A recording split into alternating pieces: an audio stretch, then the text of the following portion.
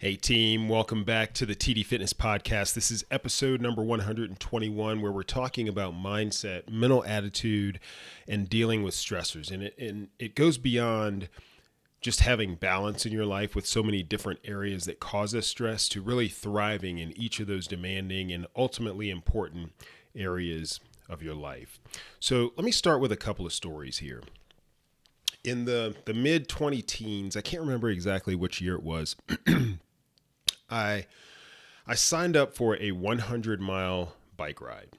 And this bike ride was to take place starting near Charlottesville, Virginia, so in Western Virginia.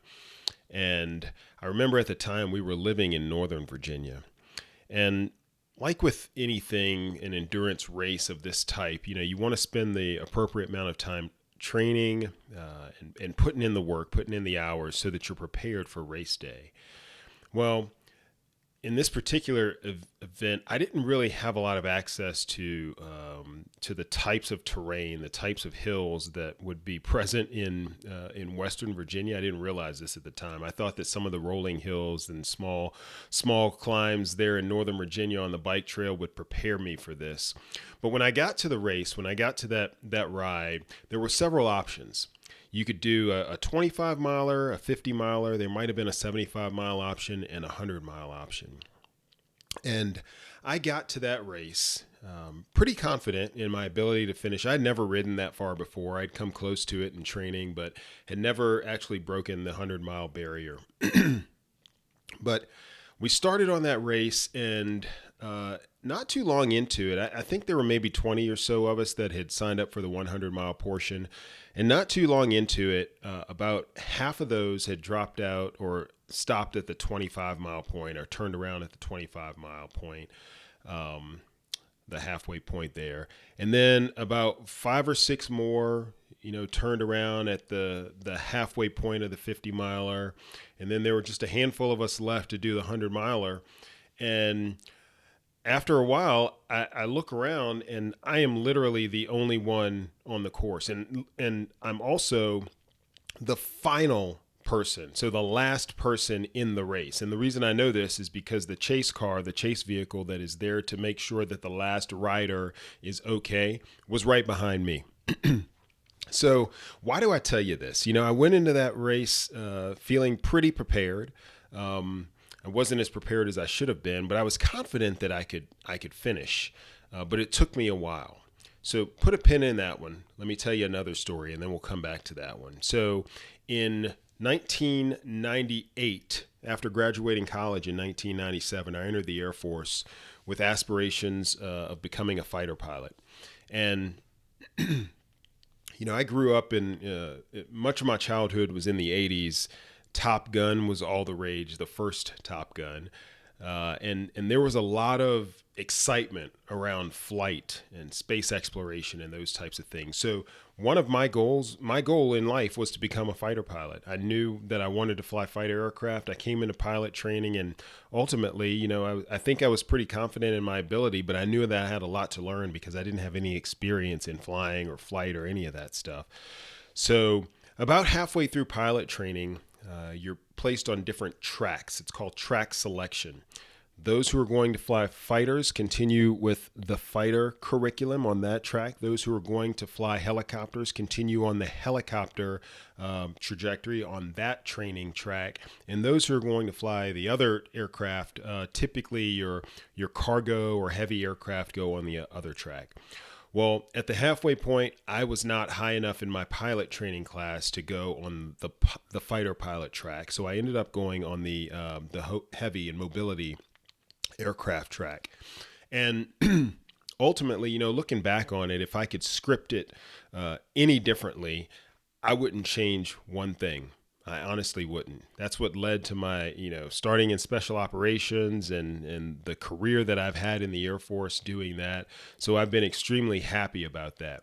But the two things that I draw from those two examples, that bike ride in Western Virginia and then pilot training in the middle of Oklahoma, that's where the plains of Oklahoma come in. I went into both of those with a belief that I could. And Although I didn't finish first in that bike race, in fact, I finished last. I finished the race though, while others dropped out or didn't complete the distance that they said they were going to. And while I didn't necessarily reach what I thought was my goal of becoming a fighter pilot in the Air Force, I did graduate a pretty demanding training syllabus and curriculum through pilot training and part of the training with the Navy there, ultimately to have a career as a pilot in the Air Force. So I go back to this theme of belief. And how important it is that we believe in ourselves and in the goals and aspirations that we have. Believing is a prerequisite of success. It doesn't guarantee success by any means, but I will tell you that you can't have success without it. So what I have for you today is a statement and a question. The statement is, yes, you can. Yes, you can. And the question is, who will you be? The single most important factor in living not just a balanced life, but one in which you thrive in every key area is believing that you can. It's in having the confidence in your ability to succeed at that particular thing that you're striving for.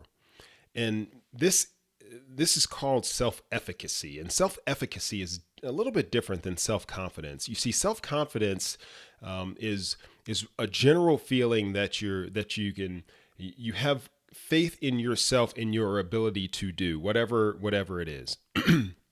Self-efficacy isn't automatically there for everyone in every instance. It's more refined. So you may feel very confident for example, in your ability to improve your nutrition habits, but maybe less confident in your ability to exercise regularly. Or you may be confident about being a better spouse to your partner, but maybe a little bit apprehensive in the area of parenting or being a new parent. You may be pretty confident as a player in your flag football league, but if given the opportunity to play football with some NFL players, then the story might be a little bit different about how you feel about yourself, right? And this is normal. I mean, we each have strengths in some areas and the need for growth in other areas. And the areas where we're usually the strongest are those where we're typically most confident. But what about those areas where you're not necessarily confident, where you don't feel as confident about your ability? Well, one of the questions that I like to ask folks when we talk about personal growth and improving from a health and fitness standpoint or from a life coaching standpoint is ask yourself this: what are you good at now? And then follow that question up with, were you always good at that thing? Because the best way to get good at something is to be bad at it first. I mean, this is what practice is all about. This is what dedication is all about. This is what putting time in to your craft or whatever thing that you are trying to improve on. That's what it's all about. This podcast is the perfect example. So I'm reticent to tell you to do this, but if you go back and listen to episode number 1 of the TD Fitness podcast, that was my very first time going, live on a podcast, putting it out there for people to see, knowing it's going to be out there forever for people to, either stumble across or come back to. That was 121 episodes ago. And I cringe when I listen to that first episode of the TD Fitness podcast because I feel like it was so raw. I don't feel like I came across naturally compared to now. And maybe you think the same thing about episode number 121. I don't know. It's for you to judge, but I will tell you that I feel a lot more comfortable podcasting. I feel like I can provide my message in a way that resonates. I feel like I'm better at presenting the information that can ultimately help you. But I wasn't good at it in the beginning, right? I've had to evolve over time. I also, in high school, I got cut from the JV basketball team. Ultimately, I went on to play at the college level, but I got cut from the high school basketball team. By the way, Michael Jordan also got cut from the high school basketball team. Michael Jordan's one of the best basketball players, if not the best of all time, right? He had to get better. He had to start by being bad and then work to improve. I just recently listened to an interview with LeBron James, and one of the questions posed to him was, how has he grown in the NBA since first coming in? LeBron James wasn't born a great basketball player. He's certainly grown in his game and his ability to understand and ability to take care of his body and to work as a team player. All of those aspects of his game have grown, right, over the years. So you go back and watch game one of his NBA debut and watch him now, and there's a world of difference, right? Experience is part of that, but dedication's another part of it. Last year or 2 years ago, I finally learned how to solve a Rubik's Cube, came home and decided to show my daughter. I figured I'd be the coolest dad in the world if I could show my daughters how to do this. Well, my daughters quickly picked it up, and my oldest daughter now solves a Rubik's Cube in half the time that I do. Just takes her a couple of minutes. So I can see it in our kids. Same thing as they're working to improve on the piano.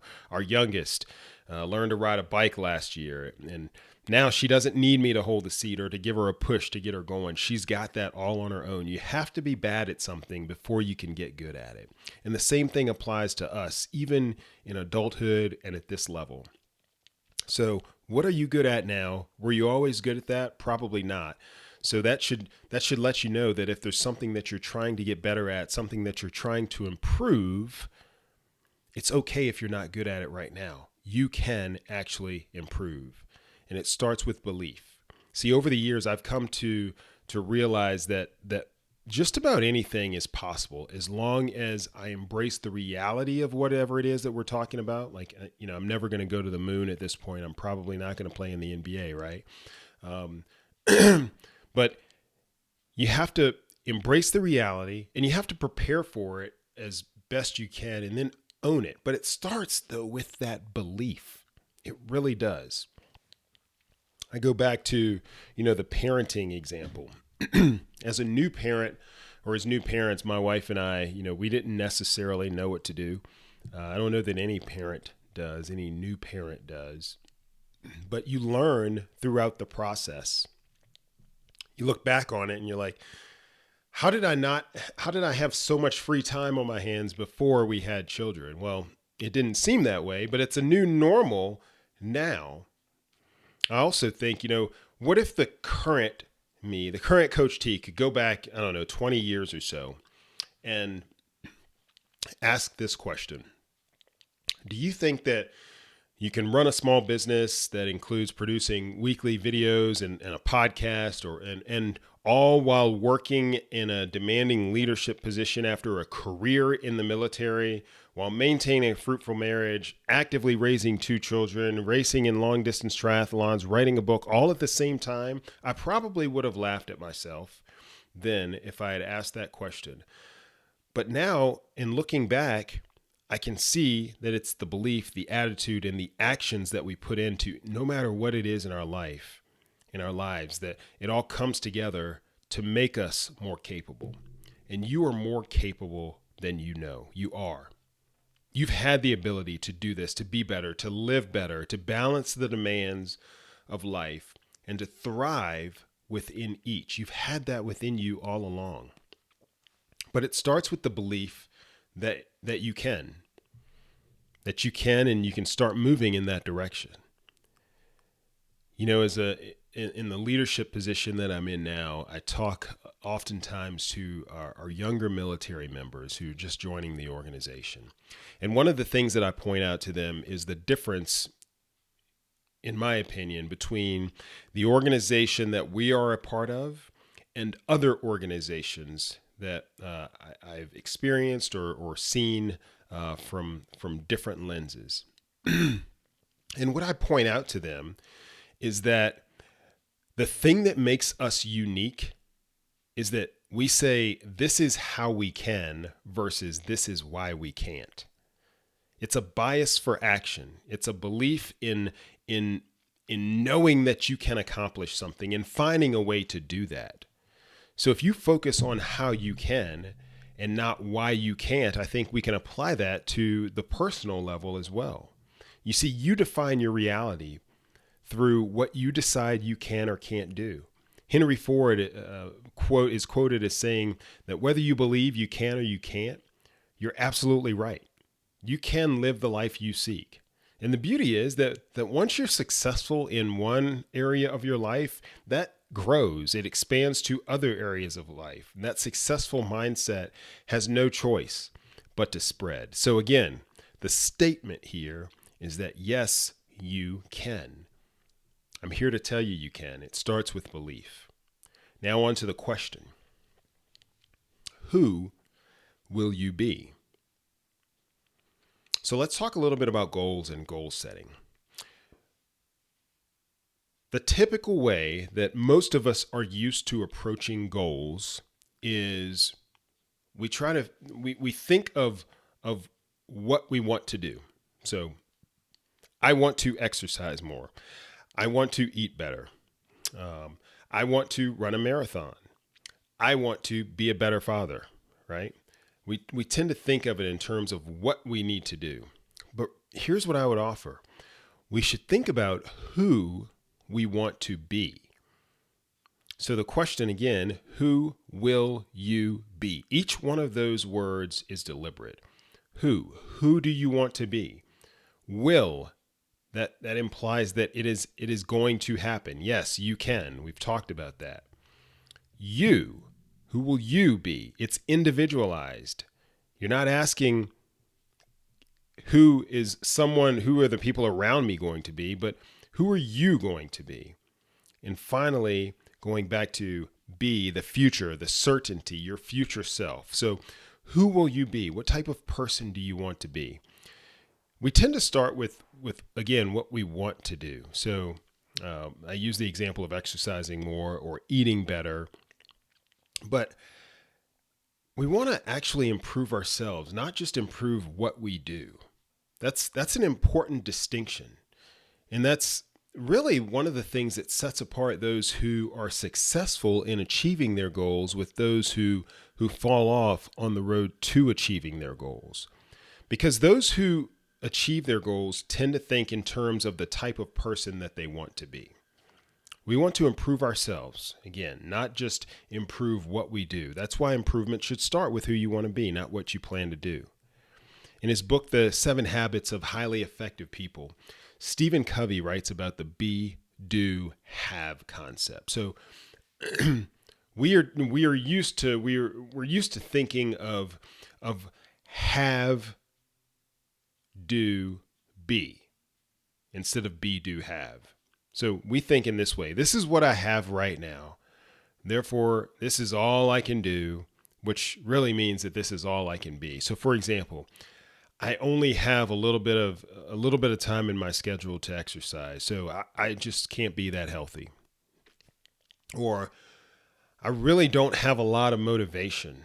I've always suffered with motivation, so I know that there's only a certain level, a certain limit that I can get to. See, that's how we typically approach things, from a have, do, be mentality, right? This is all of the time I have right now. I only have this much motivation, so this is all I can be. I'm limited. But if we flip the order and start with the person that we seek to become, who do you want to be, right? The result is a little bit different. This is who I want to be, and these are the things that people like that do. Therefore, this is how I intend to use what I have. So I want to be more healthy. Healthy people tend to be more active and more aware of what they eat. Therefore, I will use the limited extra time that I do have to incorporate short stints of exercise each day. And I'll try to choose the healthier option of what's available to me. Right? So you start with who you want to be, and that determines how you proceed. Who do you want to be? Begin to grow in those areas of your life that you seek to get better in this year. Because seeing those resolutions come true, reaching your goals, it has to start with a vivid picture of who you want to become. So I have a few questions for you. Who do you want to be? Do you want to be someone who is more consistent with exercise and fitness? Do you want to be someone who is more cognizant of what you eat? Do you want to be someone who performs better at work? Do you want to be a more loving partner to your spouse? Do you want to be more patient with your children? Do you want to be more deliberate about your acts of faith and acts of service? Do you want to be someone who is less stressed each day? I can tell you who I want to be. I want to be someone who is able to handle the many demands of life, not just handle them, but again, thrive in each one of those areas. It speaks to the resiliency that I think we all seek. I also want to be someone who others can rely on and who makes a difference in the world. I guess that's another way of saying I want to serve however I can. I'll tell you, for me personally too, that servant mindset, it stems from my faith and in being a follower of the greatest servant that ever lived. And I know that many of you want to serve too. Many of you are servants, your parents, your caregivers, your leaders in your workspaces. And with this comes a bunch of stressors, right? This is what we talked about last week's episode and kind of the theme for the year. When we take on all these things of serving in whatever capacity it is, there's a lot to balance there. And we have to be careful because we have to look out for ourselves, our own health and well-being in order to best serve others. Put your mask on first, right? So those stressors, though, can pile up. And that chronic stress can become unhealthy. And that unhealthy stress affects our mood. It affects our hormones, causes us to retain weight, and a host of other health issues. Typically, the biggest stressors for most people are work, that as in the amount of time that you're putting in at work or the demands of work. Family, as in the responsibility that you have to your family. And again, there's a time component to this too. Relationships, money, health. Those are the big things that continue to stress most of us. Many of our stressors today can be binned or bucketed into one of those 5 broad areas. And I've talked before about ways to approach these stressors. You can counter the stressors by taking action. You can remove those stressors just by getting them out of your life altogether sometimes. Or you can manage the stressors, right? And I won't go into each one of those things right now. We'll hit that in a subsequent podcast. But all that to say that stress is a fact of life. You know, being stressed, feeling stressed, acting out in response to stress. All of that is a choice. Let me say that again. Stress is a fact of life, but being stressed and feeling stressed and acting out in response to stress, that is in many ways a choice. This is a bit of a stoic approach, stoic philosophy, if you will. I tend to ascribe to that approach. I read about it every day. And being a person of faith, I also put many of my stressors in God's hands. For me, it starts with a foundation of faith, practicing discipline whenever possible and having patience that's promoted by both my faith and my discipline. And this study of stoicism and stoic philosophy. So despite the busyness of life and the challenges and the many hopes and goals that I have, it's really because of my faith in the grace of God that I'm able to live this fulfilled, content, and rewarding life, right? To me personally, that's my personal assessment, and I'm able to prioritize, and it's been that way my whole life. Even though I didn't realize it all the time, even when I wasn't as attuned to my faith as I should have been. So whatever you see in others that you deem as possible successes, those things are attributed to certain things with their lifestyle. So whatever you see in me that maybe the world may define as successful, I will tell you that in my life, all of that is absolutely attributed to God and my faith in him. And there are so many things in my life that I see as possible versus impossible because he's proven over and over to me again that nothing is impossible. Philippians 4:13 is one of my favorite Bible verses. It says, I can do all things through Christ who strengthens me. And I truly believe that. But whatever type of person you desire to be, I will tell you that the vision of that person, that'll be your guidepost as you seek to lower stress in your life. So as we start to wrap up here, a healthy mindset and the ability to remain positive and to deal with the stressors of competing demands on your time and your life, it all starts with your attitude. It's realized through your actions, but the very first step in that attitude is believing in yourself and believing that you can. So remember that attitude. Yes, you can. And remember those actions. Who will you be? That's the message for today.